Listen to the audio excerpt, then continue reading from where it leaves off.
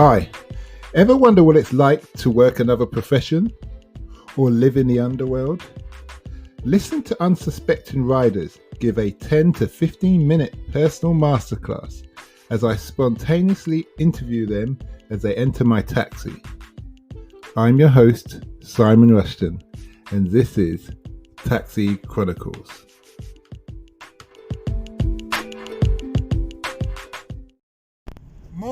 Morning. Yes, we're back. Another episode, another rider. Today we have the lovely Isabella, and she deals with social enterprising, and she's going to explain all about that. I did get it right, guys and girls, when I made a little guess of what I thought it went. So you can either do the same game and see if you could guess before Isabella tells her story. So Isabella, here you are. Nice to have you here today. Thank you. Hello, go ahead. So tell us, how did you get into the industry? Okay, so I actually didn't know anything about it, and I fell into it by chance through an organisation called British Council, and I was looking at their jobs. I used to work with them, but I used to teach English abroad, and you can do it through British Council after you finish uni and teach it in universities. And then I was looking at their website because they do a lot of things where they work with different organisations abroad to help promote different cultures, embracing different cultures and learning about working one-on-one with different countries. So one of the jobs was with an organisation called Balloon Latam. So Balloon Latam started off in Africa, and it's called Balloon Ventures. And it started off by two English boys went to Africa to start up a charity. They got there and they quickly realised that how many charities in Africa already. Africa is in abundance of resources, but it's limited for them because maybe they don't have an education, maybe they have a business, but they don't know how to expand it. So they took a business model called Business Model Canva, which usually is this like dense business model in a book, very long-winded. So they just simplified it and they taught it to people to start off a sustainable business that gives back to the community, and it just took off massively. So you can go and volunteer there, you can volunteer different places over the world. But they were and one guy did it from Chile. He loved it, he loved the program, and he took it back to Latin America. So fast forward, I applied to the program. I got completely funded to go.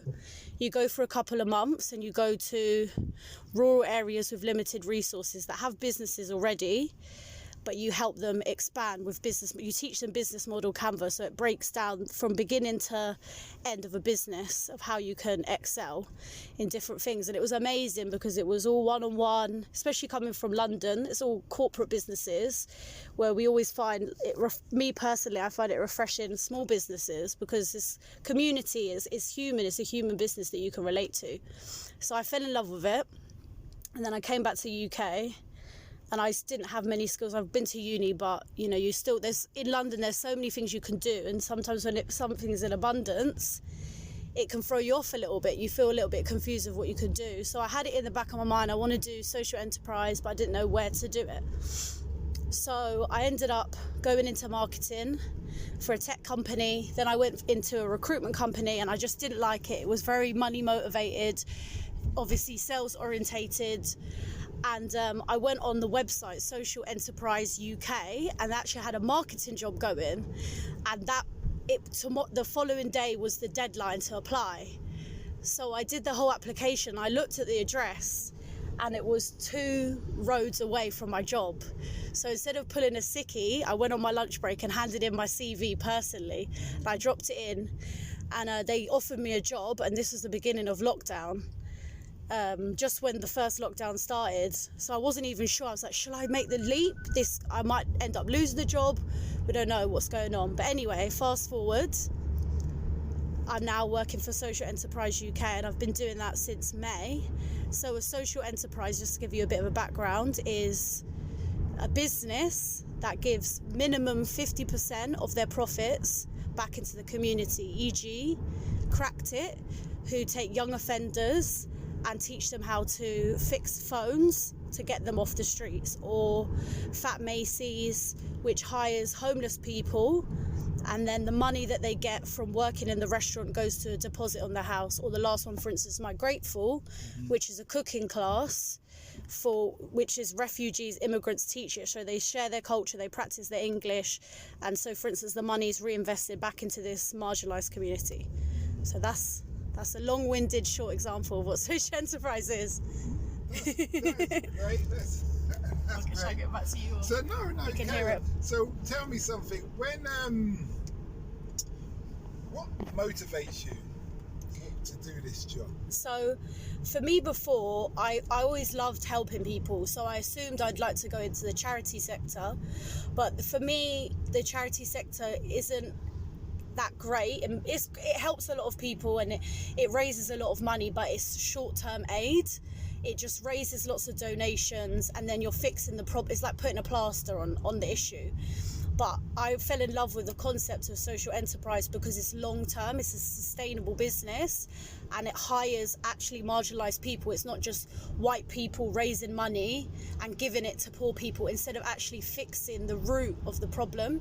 So for me, that's why I find myself really passionate about it, because it's a beautiful thing. You take things where, for instance, people are normally marginalised, and for instance, like My Grateful, you know, they struggle with their English, or they're scared to share their culture, and it turns that on its head. It goes, no, we're going to hear about your culture, we're going to share it, we're going to do, you know, cooking, food. That's like a beautiful moment when you come and you bring someone into your home and you cook for them. It's like a nice, it's a hospitable thing to do. So I love how they take things that are usually can be negative and turn it on its head and incorporate everyone that usually is maybe kicked out of the group to feel like they're not welcome.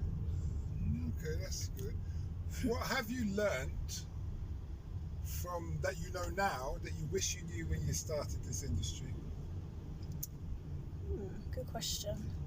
What have I learned? I think for young people, it's difficult because you're always like, what do I want to do? And a lot of people don't like their jobs. And I remember feeling a bit anxious and feeling ungrateful because I had a job and I was being paid, and I felt, why does it not fit? Is it me? Am I the person that's wrong? And I think you've got to just trust in the process and take your time with it, because although I wasn't in the industry I wanted to be in, long term, everything I learned in all the other industries has brought me to this point and made me good at my job now. So I think what I wish I knew was just trust in the process, be patient with it. And if you do have a goal, you will get there. You just have to just see everything as a learning point that you can transfer over to something you really do care about. Okay, that's good. You spoke about travelling. You've travelled quite a bit with this job? This job now? Or both jobs? So this job, no, because I started in lockdown, so no, I haven't travelled. When I finished uni, I taught English in Mexico, and with how I got into social enterprise, I taught in Chile for a few months. I was doing the programme for a few months. So those that I've worked abroad in those two places. You speak Spanish? Yeah, so... Fluent? So my dad's Isabella Hernandez, that's my surname. So so you're South American? Yeah, so okay. My dad's Puerto Rican, but I grew up in London, and my mum's English. We grew up together, and so my mum can't speak Spanish, so I guess he didn't want to isolate her or something. So I didn't grow up speaking Spanish. I knew a little bit. I knew all the swear words. I knew commands like shut the door, turn off the light, but basics. And so it's like being called Jane Smith and not speaking English. Isabella Hernandez, you can't speak Spanish, doesn't really work. So I thought I can study it for years, or I can and not really get anywhere, or just go to the country. So that's why I chose to go to Mexico after uni. I had no idea what I wanted to do. I knew I wanted to travel and learn Spanish, so I thought I was actually going to go to China at first and teach English. And then my friend was like, Bella, I don't know if you realise how much of a culture shift it will be, and if you get put in like a capital, the smog there is so bad. She showed me a photo. If you Google it, smog in China, and if you Google what's it called? It's like sky screen, and they put in the square, like imagine Trafalgar Square has so much smog, they put a screen in with a clear sky, so the whole thing is grey, but they put it in to motivate people. But that would just, for me personally, that would depress me. If everything's grey and then there's a screen there, and you're a pretend sky, a blue sky, that would just depress me. So I thought, you know what? And I saw the option of Latin America, and I thought that probably makes more sense, and it was amazing. Okay, so there's no regrets for, well, mind you, going home kind of thing. Yeah, exactly. Yeah. Born here? So I was born here, yeah. I was born in Camberwell. Okay, that's really good. What was life like in South America? So in Mexico, before I went, my mum was like, please don't go. It's dangerous. You know, we hear about on the news, drug cartels. Honestly, Mexico is the most beautiful country I've ever been to, through the landscape, the food, obviously, but the main thing is the people. They're so humble, they're so loving, caring. Once I got on a bus with a friend, and we started talking to this couple with a baby. They were like, where are you going? We're like, oh, we're going to go see this waterfall. And they were like, no, this one's better, we'll take you. So we got off the coach. They knew a man in the area. They were like, we'll get a cab with him. They drove us to a waterfall. We went to one waterfall. They drove us to another. They were like, we'll wait for you. We'll drop you back to the bus station. I was like, it's Sunday. Aren't you going to do stuff with your family? Like, go have fun. He was like, okay, yeah, we will. But the taxi man will come back and pick you up at this time. If someone talks to you on the tube in London, you think they're crazy straight away. It's completely different energy. They just want to help you, want to make you have a nice time in their country. Because I think they're conscious of the perception we have of them in the news. Not one bad thing happened to me there at all. It was incredible. It's a beautiful, beautiful country. What was the nightlife like for you? So I was in a place called Tabasco, like the sauce, which is actually from Louisiana, I found out. And the nightlife where I went, it wasn't like a clubby place. It was more like you go to like house parties, and yeah, because where I was, it was quite poor. So a lot of the people I met didn't have the funds. You would only go to clubs if you were very, very rich. So where I was, it wasn't club nightlife. I went to Cancun for spring break, and it was the worst part of my whole year in Mexico. I had fun, but it wasn't real Mexico at all. You felt like you were in like a Hollywood version of what tourists want to see. The food wasn't spicy. Yeah, it was very expensive. It's beautiful, beautiful beaches, but it wasn't really. And was that the time when all the Americans went there then? Yeah, exactly. It's mainly spring break, mainly Americans. We didn't actually meet Americans because I made us stay in hostels and with other people. But I was with some friends, so we more just was like hadn't seen each other and was hanging out. We wasn't really there to meet people, but there's a lot of Americans in Cancun and English people now. Oh yeah, English people jumped on just like Ibiza for Americans. Exactly that, yeah. So something new, something different. So I went to Mexico myself. So what sightseeing? Did you go and see the sacrificial pyramids? Where did you go to? What one? I was in Mexico City. And where they cut your heart out. Yeah. You went up there? I remember I wasn't going to go. Mexico City is very it's like London. It's really like a lot of people. It's big, it's massive. Like 20 million or 25 million. It's huge, high altitude, everything. And I wasn't going to go there because I saw photos of it. They had like tourist people with pictures, and it didn't look that good. And then a friend of mine was going to go who was in Mexico City at the same time. So I was like, I'll just go. She ended up not going, and I went with a friend. It was incredible there. It's so beautiful. Everyone, there's like a few people doing their own ritual experiences when they're there. You can walk up the pyramids, because there's a famous one it's called Chichen Itza, I think, by Cancun. But that one's so touristic. This one in Mexico City is quite calm, not too many people. It's lovely. Yeah, I went to a few. Okay. And any interesting stories, experiences when you were there? Gosh. So many. It depends what the topic is. Just fire away. The first thing that comes to your mind. I'm thinking of weird, bad stuff. All right, tell us bad No, stuff. but it's like weird. Come on. No, but it's a bit dirty. Come spit it out. I'll just put explicit. It's explicit. Yeah, it's a little bit explicit. So what happened? There is beautiful things that have happened there. Maybe I should tell those stories. Give us one good one. Okay, one explicit story is I was visiting a friend who was doing the same job as me in San Cristobal de las Casas, it's called, and that's where like a big indigenous population is. And she took me to there's a church on the top of a hill, and you walk up these stairs, and there was a boy at the bottom, and he was stretching, and he ran up the whole way, and we were like walking up slow. We were like, wow, that's impressive. He was about 15. So we got to the top, we saw him there, and he was just like chilling, relaxing. We started chatting away. Then 15-20 minutes later, I saw my friend's face, and she just looked shocked. I looked over, he was wanking, leaning on the chair, not on against the church, sorry, wanking and looking at us through the side of his eye. That's the explicit story. You know what? I was in Afghanistan. Yeah. And there was a ANA soldier. He's an older guy. He wasn't that old, but he was looking at the British soldier women, and he was standing in the bush looking at it and jerking off. Then he came out with his aftermath, stood so you can see his little pecker in his boxer shorts, and he stood near them as if to say, look what I've just done. Oh my God, so he's proud of himself, no shame. There's different culture differences. Yeah, it's true. And stuff, but that's mental. Oh. Yeah, but such a happens all over the world, clearly.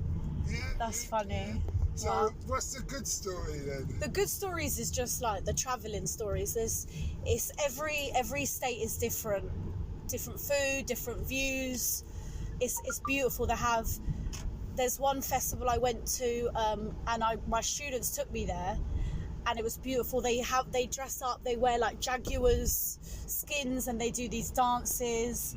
Or the water. There's one place I went to called Las Nubes, which means the clouds, and you actually go to the top of the waterfall, and you look down, and it literally looks like clouds. It's insane. It's beautiful. Yeah, the best place I went to, you can go to a place in the jungle, and a guy from England, his name's Edward James. So he used to be I never heard of him before, but he used to be the biggest collector of surrealist art. He's very famous in the art world, and he has like quite a sad story. So he was always very eclectic. People thought he was gay, and he married this beautiful ballerina, and when they got married, they went to consummate the marriage. She was like, what? I thought you were gay. He was like, why did you marry me? And she was like, to fund me, basically. But he was in love with her. So he stayed married with her, hoping she would change. So he funded all her shows. Apparently she had about 5 abortions. It's really sad.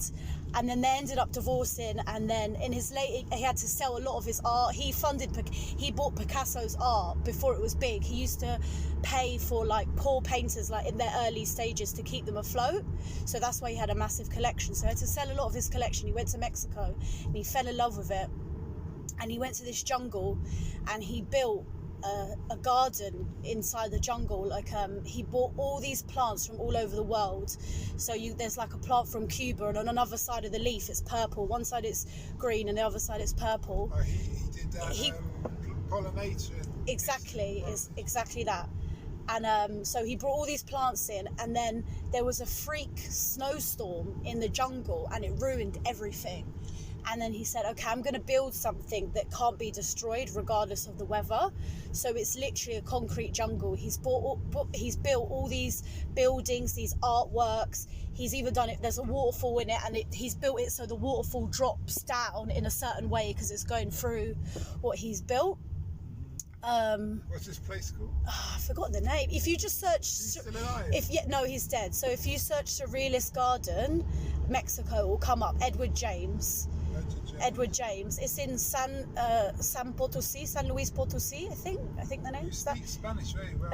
Thank you.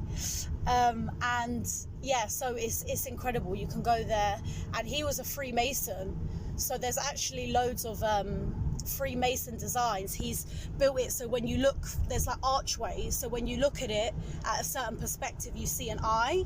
Or he built it where you can climb up to the top, and then there's a bath, but it's the shape of an eye. Or you walk in and there's 7 snakes for the 7 deadly sins. It's incredible. That's only just the tip of the iceberg, but he never got to complete it. He died before it finished. And his wife didn't carry on. His wife they divorced before that. So he built that, and then it became to the public after he passed away. But he used to have flamingos in there, cheetahs in there, all these wild animals, but there's no more animals in there anymore. I'd recommend that place. That's the number one. You've travelled well. So what does the future hold for Isabella? So, speaking of travel, I'm hoping to, because we can work from home now, because of this situation, I'm hoping to make the most of it and go to Spain and work from home there. Now we've got Brexit, so you can only go max 3 months. But I feel like it'd be good to go to Spain, practice my Spanish, have a bit of sun on my face. You could always hop over to France and go back to Spain. That's what I was thinking. Yeah, I was thinking of doing something like that and use this weird time to my advantage, hopefully. The only thing is that I used to live in Kenya. Yeah. And Kenya has a rule that you have to come out, but you have to come out of East Africa. You can get an extension. So most countries you can get an extension, so you can go from 3 months to 6 months. You can just tell them I haven't finished sightseeing or I'm travelling or whatever, just blah blah blah. And so you may be able to get one for Spain. But I think the government really needs to sort these things out, really. Yeah. This whole Brexit thing. Yeah. I wasn't a fan of Brexit at all. No, me neither. But I am a true Londoner. Yeah, most people in London voted to stay. Yeah, and stuff. But yeah, so, and what's the last question? Well, there's 2 questions. One is, if you could do any job in the world without pay being an issue, so you'll get everything looked after, what job would you do? I don't know. I haven't thought about it. I like the concept of, one thing I'd love more about my job if it was more hands-on, I'd love to be more like in the front line of a job, of helping people. So I'd love to have my own social enterprise and actually, but then I've noticed people who do have their own businesses seem to be stressed most of the time. So I don't know if that is the goal. There's a way you can handle that though. Yeah. I think, I'm not sure 100% on the exact job, but just I would love a job that would be helping people directly. I would be the person working with them. And it wouldn't matter, because normally when you are on the front line, you don't get paid that well. Like, for instance, someone like a nurse. I'm not 100% sure what it would be, what industry. Okay. I usually ask that question in replacement of a question is, if you could do it all again, would you? And the reason why I changed it to this question is because it really, the person answers it, that question and others, without realising it. Because if you're not happy doing what you're doing now, it will manifest in your response. Yeah, you're right. Very true. What I mean? Very true. Therefore, the advice would be, a word to the wise would be, change what you're doing. But you seem to love what you're doing, which is great. You're right. The last question is, what's the impact you want to have in the world? I think when you're younger, the goal is always to be, most people's goal is to be the big fish in the big pond, right? But I think I went on a walking tour the other day. It was a ghost tour. It's really random. And you go through London. They're called Strawberry Tours. Really good. I recommend them. And so he's given all these ghost stories. And in the end of it, he said, I don't know if you realise, but I haven't given stories about aristocrats or big names as much as I could have. I've given a few, but my main stories are about everyday people. And he said, because that is the history, that's the true history that we don't learn enough about, but they're the main people that make the most history. So I think, to answer your question, I would love to make a small impact, but do it properly. Instead of having a goal to change the whole world, I want to just feel comfortable with myself that I've done something small, but I've done it well, and it's had that trickle effect, that domino effect. I understand that. That's very, very honourable, very good. Oh. Well, thanks a lot for that. Where can people find you? I guess this is weird. I didn't think this was going to happen, but I guess you can find me on Instagram my Instagram is called For the Love of Hernandez. Do you want to spell that out? So I'm guessing you can get that one, but Hernandez is HERNANDEZ. Okay. Well, thanks a lot again. Thank you. And we Sam. wish you well. Wow, you cheered me up.